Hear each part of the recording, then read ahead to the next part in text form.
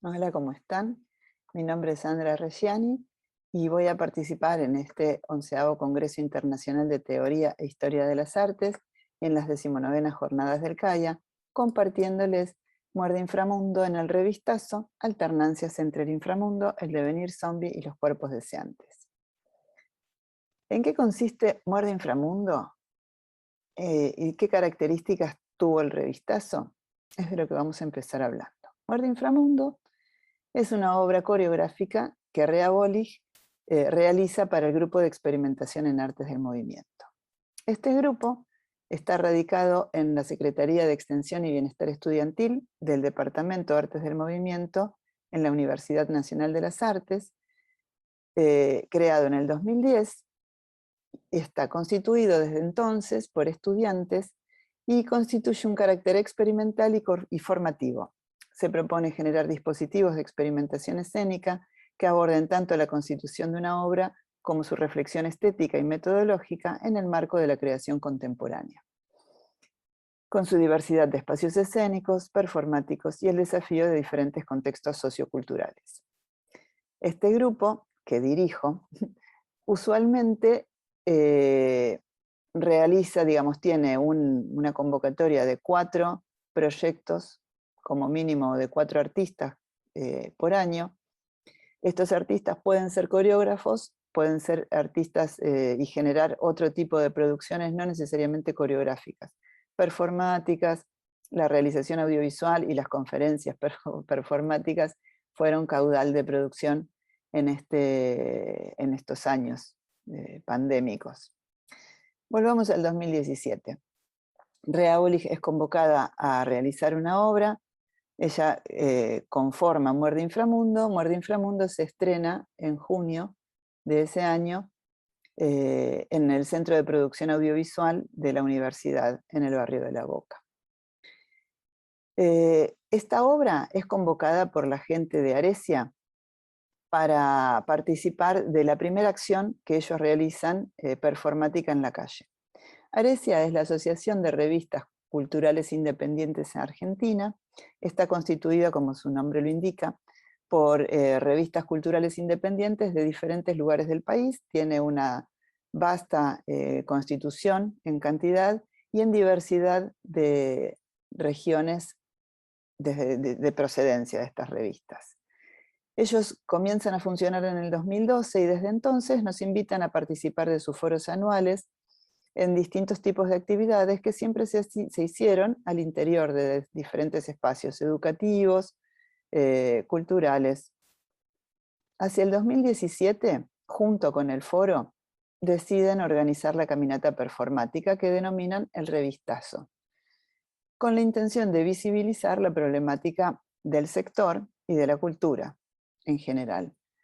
Dentro de los rasgos que predominan ese contexto está la gestión de Mauricio Macri, su decreto en el mismo 2015, que cuando sube al gobierno, el decreto 267, que deroga la Ley de Regulación de Medios Audiovisuales 26.522, en ese periodo, hasta el 2017, también disuelve los ministerios de Salud y de Cultura, toma deuda, el tratamiento de la ley previsional, las distintas manifestaciones sociales en desacuerdo con los costos políticos de las represiones que tienen estas marchas, invitan al colectivo de Aresia a pensar en esta acción performática como un modo de visibilizar todas estas problemáticas. Esta acción va a integrar, como todas las acciones activistas, una reivindicación de derechos, una protesta, con distintas manifestaciones de corte artístico, que se ensamblan en esta propuesta. El revistazo organiza una bandera con la consigna Ley de Fomento Ya, de 50 metros de extensión, que necesita de todos, de muchos de sus representantes, para sostenerla y transportarla. Cada uno de estos representantes llevaba además pancartas de una y varias de las revistas convocadas y nucleadas por Aresia. El punto de partida fue la universidad, Nacional de las Artes, la sede que tiene en Congreso, en la calle Bartolomé Mitre. La consigna allí fue en defensa de la educación pública. La segunda estación, en el Congreso Nacional, y la consigna allí fue la concentración mediática y el monopolio del papel, el desguace de la libertad de expresión. Luego, las otras dos estaciones fueron a lo largo de la Avenida de Mayo, una a la altura de la 9 de julio, en memoria de la caída de Gustavo Benedetto durante la represión en diciembre del 2001, la otra sobre Perú, y la pregunta allí sobre el paradero de Santiago Maldonado, que en ese entonces estaba desaparecido, aparece como consigna, junto con la reivindicación de la memoria, la verdad y la justicia en torno a la problematización de los, no la problematización, sino la descalificación de algún funcionario en ese momento sobre la cantidad de desaparecidos en el periodo de la dictadura cívico-militar. Llegados a Plaza de Mayo, el evento incluye la participación de estudiantes de la Escuela Isauro Arancibia y tiene como consigna de cierre la siguiente propuesta. Exigir una ley de fomento no significa reclamar una protección para nosotros, sino que nuestras lectoras y lectores no paguen el costo de sostener la democratización de la comunicación, mientras el Estado subsidia la prensa adicta con dinero público, que reparte sin control y sin transparencia. Es el Parlamento quien está eludiendo su obligación de legislar para garantizar que los derechos no sigan siendo privilegios que favorecen a unas pocas empresas de medios. El evento luego siguió con un foro en la Escuela Isauro Arancibia. Vamos a analizar ahora entonces en qué consiste Muerde Inframundo como obra y qué ajustes tuvo que hacer y qué transformaciones realizó para poder constelar y acompañar y ensamblarse con esta propuesta del revistazo. Como dijimos, esta obra la dirige Rea Bolig, se estrena en junio de ese año 2017 en el Centro de Producción Audiovisual, en Cafarena. La temática, la poética, gira en torno a unos dioses desterrados. Aquí podemos apreciar el texto que acompañaba la presentación de la obra. Estos dioses desterrados encarnan y transitan por diferentes estados, que son los que este grupo de experimentación va a encarnar durante toda la propuesta.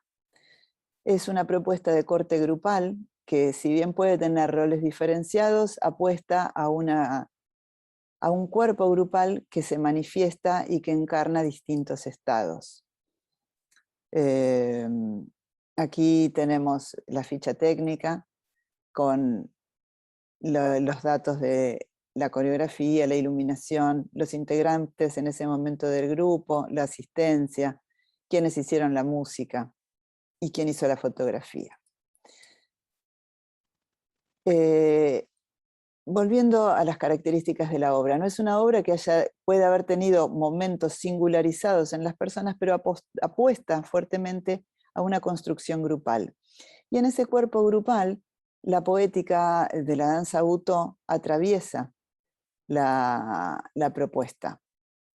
Según Christine Greiner, especialista en estudios del cuerpo japonés, el cuerpo en la danza Butô fue concebido como un proceso inacabado, perecible, al margen de los diversos ambientes en donde se constituyó la calle, el campo, los medios. Es necesario actualizar aquí en esta información o recuperar, ¿no?, este dato. La danza Butô surge como una forma contemporánea de la danza a mediados del siglo pasado y como consecuencia de las bombas atómicas, la caída de la primera bomba atómica en Hiroshima. En respuesta a estas barbaries humanas, nace la danza Butô e integra una problemática contemporánea mundial con rasgos culturales intrínsecos y propios de Oriente. Entonces vemos cómo esa despersonalización o ese vaciamiento del yo esa búsqueda y ese diálogo con lo ancestral, con lo no personal, y esa dialéctica entre lo material y lo inmaterial, fluye y se instala en la piel y se instala construyendo estados.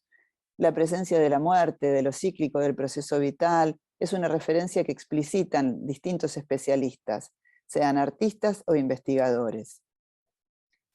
Y vemos entonces cómo, según Katsura Kan, Katsuo Ono estuvo a punto de morir en el frente de batalla cuando fue soldado, y esta crisis orientó su danza hacia los misterios que unen la vida y la muerte.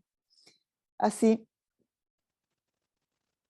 es que sus creaciones recuperan rasgos autobiográficos, según Katsura Kan.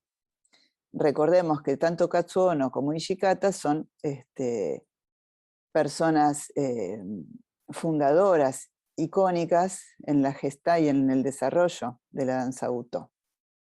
Según Greiner, Ishikata siempre tuvo interés por las zonas de indistinción entre persona y cosa, entre seres animados e inanimados, entre vivos y muertos. Esta desjerarquización en su investigación hace de la danza un dispositivo para reinventar el cuerpo, con capacidad de profanar las relaciones de poder. Vamos viendo entonces rasgos que van a ser convocantes para poder pensar esta obra en el diálogo con el contexto en el que está propuesta el revistazo. Y dice Komoro Bushi, también en sintonía con cómo concibe la obra. Debo matar mi propia presencia, debo quitar demasiadas cosas impregnadas en ella.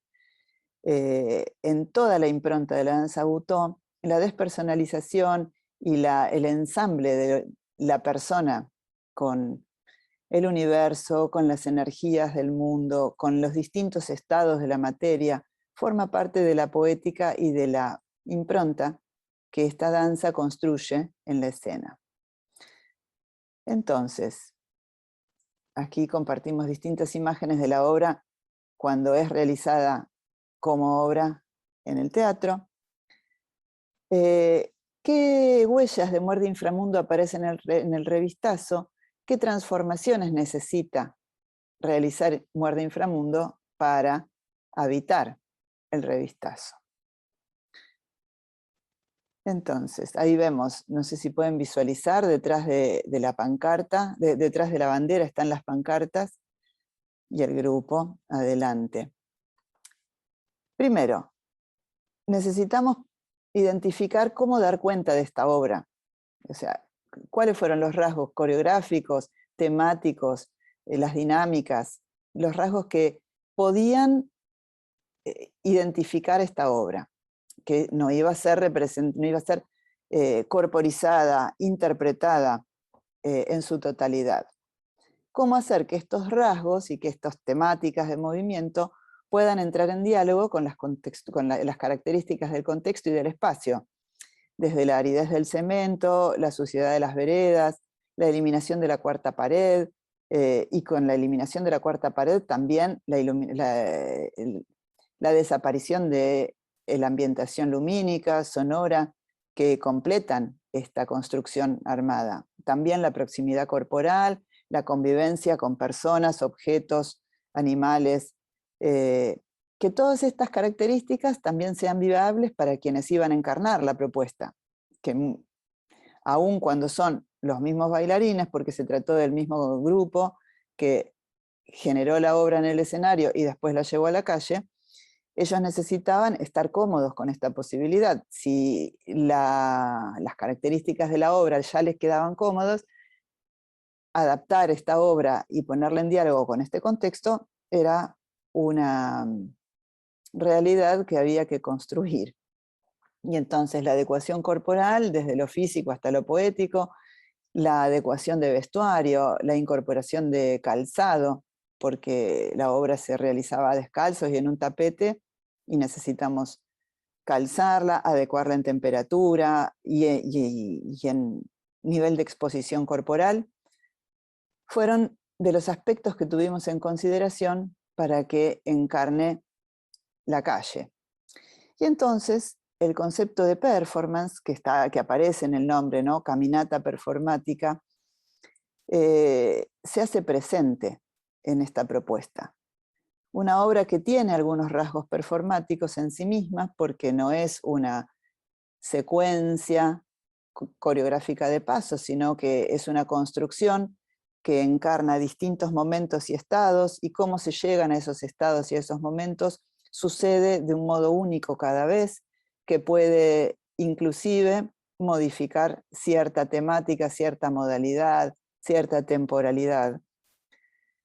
Si bien este rasgo aparece en la obra escenario, este rasgo se va a potenciar y se va a exaltar, y digamos que se va a convertir en la estructura que vertebra la posibilidad de encarnar la calle y de habitar la calle.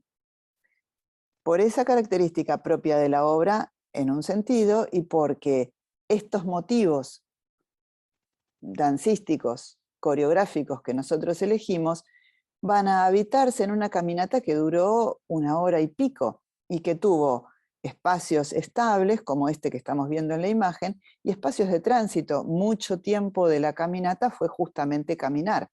Habitar esa caminata, integrando rasgos y motivos de la obra con la temática propia de la propuesta, que no era necesariamente artística, sino que lideraba y embanderaba un reclamo, convirtió y potenció esta condición de lo performático que muchas veces integra también aspectos del reclamo y aspectos de lo político.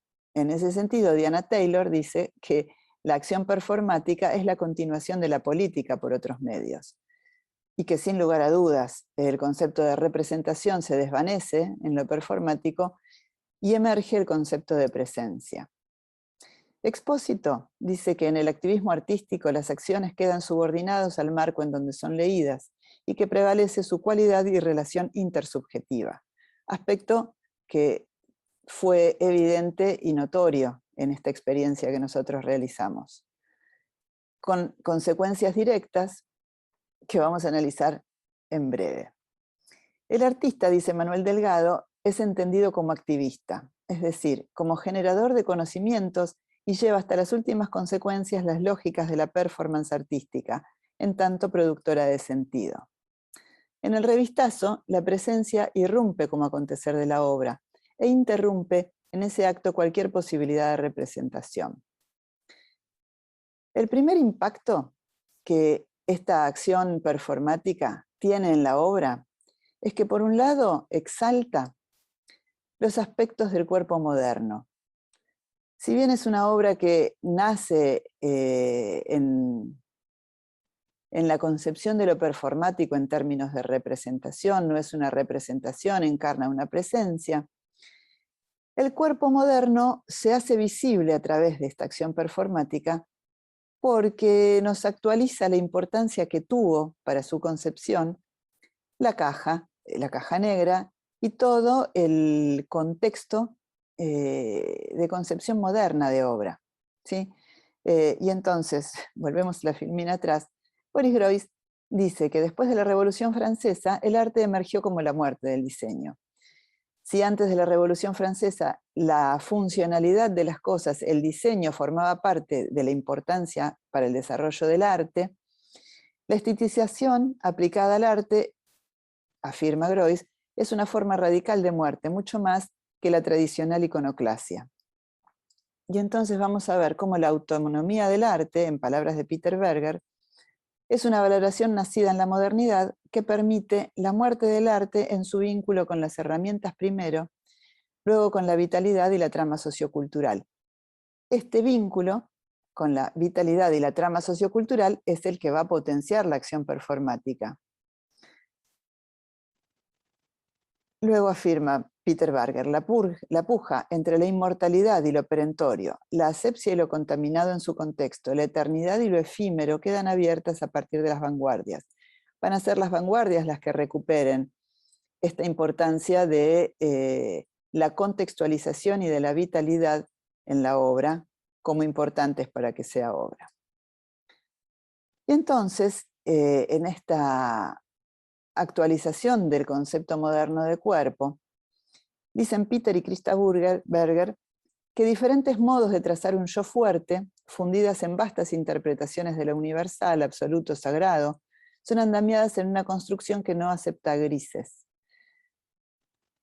Muerde Inframundo habita y encarna este cuerpo moderno, cuando se ofrece como espectáculo, cuando se realiza en un contexto que expande y amplía sus posibilidades expresivas con la construcción de un entorno congruente que lo desprende del contexto cotidiano, cuando instala una cuarta pared que permite distanciarse de lo cotidiano y construye ficción. Nacer al revistazo significa habitar la calle, y además de estas improntas que fuimos compartiendo con anterioridad, que elegimos organizadores corporales y poéticos para experimentar y construir huellas instantáneas durante la caminata y las estaciones previstas. El acuerdo de acciones interactivas que entraman relaciones entre la poética de la calle, de la obra y la demanda presente en el reclamo. El desgarramiento, o sea, emerge de esto un desgarramiento del mundo ficcional. El contexto áspero, sediento de reivindicación y carente de derechos se filtra en la propuesta. Y esto hace que nazcan los cuerpos zombies. Ángel Ferreiro y Saúl Soas, en El zombie como metáfora contracultural, dicen que el monstruo, desde una visión psicoanalista, puede definirse como la representación de lo que nos asusta, que posee características concretas según los miedos existentes. En algún sentido, estas deidades, habitando un espacio extracotidiano, encarnan en el espacio cotidiano y devienen en monstruos, devienen en zombies. No fue una decisión coreográfica, fue una emergencia de lo dado. Y entonces Alicia Montes, de los cuerpos travestis a los cuerpos zombies, dice que el zombie aparece en el contexto contemporáneo como algo excesivo, marginalizado, no simbolizable, como una carnalidad peligrosa, degenerada, ajena. Este resto negado se hace legible para el todo social que lo expulsa fuera de sí.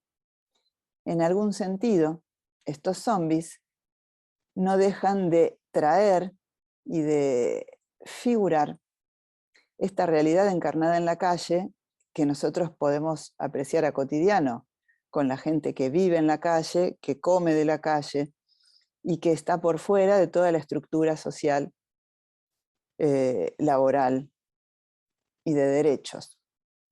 La modernidad plantea el cuerpo cerrado, que puede ser abierto solamente con acciones de violencia exterior, dice Alicia Montes. Los cuerpos plurales de los zombies organizan una narrativa inestable que hace visible la concepción paradójica de lo humano que les da consistencia.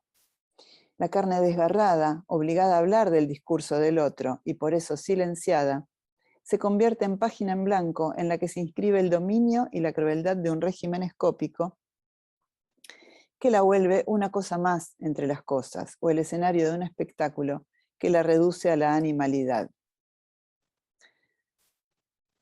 Y entonces, la naturalización de la barbarie impacta directamente en la interpretación de las acciones de Muerde Inframundo en el revistazo, un contexto público que suda exclusión, litigios invisibilizados y naturalizados, cuerpos sin derechos, figuraciones de la violencia social naturalizada. La pregunta por el deseo aparece entonces, y vemos que es a través de la resiliencia y la transformación de lo emergente que este deseo emerge. En los registros de las performers aparecen rastros pulsionales. Cali comparte. Cali es una de las integrantes que encarna ambas experiencias. Luego de hacer el revistazo dice: en medio de todo esto hay un florecer, aunque sea momentáneo, un cuerpo florido en cada una de sus cavidades.